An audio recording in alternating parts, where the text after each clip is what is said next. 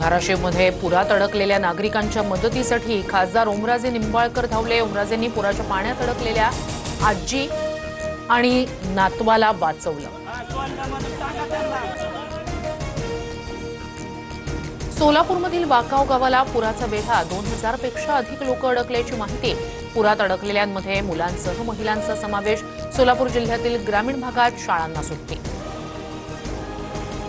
धाराशिव, जालना, हिंगोली ढगफुटी सदृश्य पाऊस, नद्यांना आलेल्या पुरामुळे अनेक गावांचा संपर्क तुटला। घरात पाणी शिरल्यानं जनजीवन विस्कळीत। धाराशिवमधील सर्व शाळांना सुट्टी जाहीर। बीड जिल्ह्यात जोरदार पावसाचा हाहाकार, पुरात अडकलेल्या 18 लोकांना सुखरूप बाहेर काढलं। पुराच्या पाण्यात 18 लोक अडकल्याची होती माहिती। एनडीआरएफ कडून रेस्क्यू ऑपरेशन। जालन्यात मुसळधार पावसामुळे सुखना नदी चौथ्यांदा दुथडी भरून। मुसळधार पावसामुळे माहेर भायगाव आणि वाकुळणी परिसरात शेती पिकांचं मोठं नुकसान।